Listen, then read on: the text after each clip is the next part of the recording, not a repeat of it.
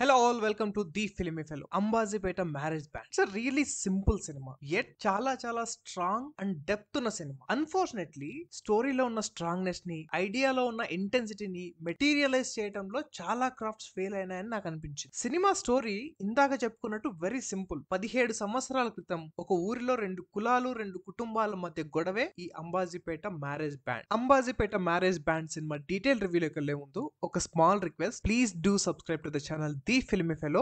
ఇలాంటి మరిన్ని film reviews, updates and analysis కోసం. మేము అందరిలాగా ఏ ముందు పోయే సినిమా సూపర్ సినిమా అని చెప్పాము. For us art is very important. బాగలేని సినిమాని బాగుందని చెప్పాం, బాగున్న సినిమాని బాగలేదు అని చెప్పాం. So for more genuine reviews please do subscribe to the channel filmy fellow. So ఇక అంబాజీపేట సినిమా రివ్యూ విషయానికి వస్తే, cinema as an idea it's a very extraordinary and great idea. First of all, ఇలాంటి ఒక ఐడియాని చూస్ చేసుకోవాలన్న guts ఉండాలి. Hands off to the director decision. అలా అని సినిమా కూడా ఏం ఐడియా లెవెల్లోనే ఆగిపోదు. ప్రతి 10 నిమిషాలకు ఒకసారి ఒక ఇంట్రెస్టింగ్ సిచ్యువేషన్ తో మన దగ్గరకు వస్తుంది. అన్ఫార్చునేట్లీ ఆ ఇంట్రెస్టింగ్ సిచ్యువేషన్ ని ఇంటెన్స్ గా కన్వర్ట్ చేయటంలో డైరెక్టర్ ఇంకా చాలా బెటర్ గా చేసి ఉండొచ్చు అనిపించింది. సినిమాలో చాలా చోట్ల డైలాగ్స్ ఆలోచనతో కాకుండా ఆవేశంతో రాసినట్టు అనిపించింది. నాకు ఎంటైర్ సినిమాలో నాకు జెన్యూన్ గా అండ్ రియలిస్టిక్ గా అనిపించిన సీన్ ఒకే ఒక్క సీక్వెన్స్ మాత్రమే. హీరో సుహాస్, హీరోయిన్ శివాని మధ్య ఉన్న లవ్ ని కన్క్లూడ్ చేసే విధానం మాత్రం నాకు చాలా రియలిస్టిక్ గా అనిపించింది. వేరే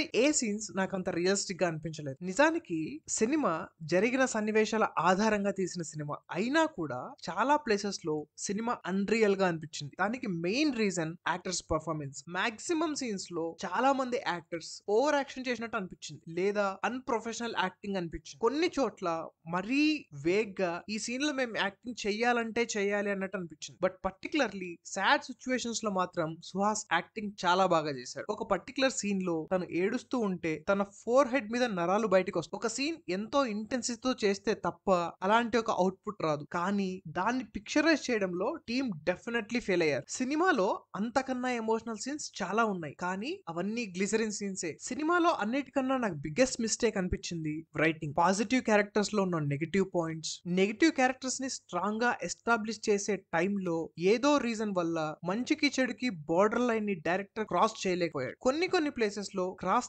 చేసిన డైరెక్టర్ ప్రాపర్ గా కన్వే చేయలేకపోయాడు. దాని వల్ల నెగటివ్ క్యారెక్టర్స్ కూడా చాలా సిచ్యువేషన్స్ లో వీళ్ళు మనం అనుకున్నంత చెడ్డవాళ్ళు కాదేమో అనిపిస్తుంది, లేదా డైరెక్టర్ వీళ్ళని ఎంత చెడ్డగా పోర్ట్రేట్ చేయాలనుకుంటున్నాడు అంత చెడ్డవాళ్ళు కాదేమో అనిపిస్తుంది. నెగటివ్ క్యారెక్టర్ లో యాక్ట్ చేసిన నితిన్ యాక్టింగ్ చాలా బాగుంది. గ్రేట్ పర్ఫార్మెన్స్ అని చెప్పలేం, కానీ వెరీ గుడ్ యాక్ట్. సినిమాలో ఫీమేల్ లీడ్ క్యారెక్టర్ లో చేసిన శివాని ఈ క్యారెక్టర్ కి రైట్ పిక్ అనే చెప్పాలి. ఆ అమ్మాయి యాక్టింగ్ బాగానే ఉంది. Especially romantic and intimacy scenes లో షీ ఈస్ వెరీ గుడ్. ఈ సినిమాలో ఇంకొక నెగటివ్ పాయింట్, సపోర్టింగ్ క్యారెక్టర్స్ ఎక్కడ సినిమాని ముందుకు తీసుకెళ్లే ప్రయత్నం కానీ, ఉన్న సినిమాని ఎమోషనల్ గా సపోర్ట్ చేసే ప్రయత్నం కానీ చేయలేదు. చాలా చోట్ల వాళ్ళే సినిమాని ఫేడ్ అవుట్ చేశారు.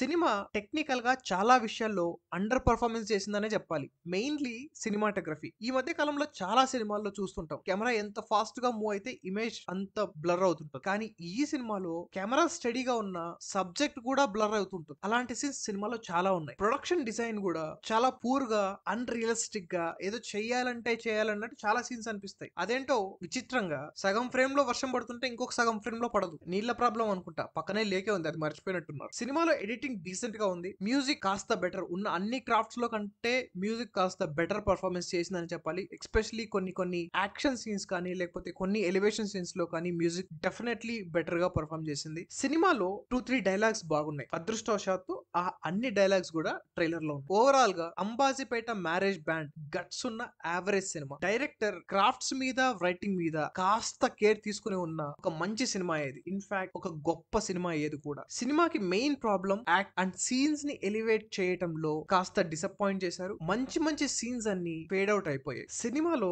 కొన్ని సీన్స్ ఎక్స్ట్రాడినరీగా ఎలివేట్ అయ్యే ఛాన్సెస్ ఉండే, జస్ట్ మిస్. అలానే సినిమా కూడా just pass. Ambajipeta marriage band సినిమాకి ది ఫిల్మీ ఫెలో రేటింగ్ 2.5/5. ఇలాంటి మరిన్ని ఫిల్మ్ రివ్యూస్, అప్డేట్స్, అనాలిసిస్ కోసం please do subscribe to the channel the filmy fellow. ఇంకొక సినిమా రివ్యూతో మళ్ళీ కలుద్దాం. అంతవరకు సెలవు. జై హింద్.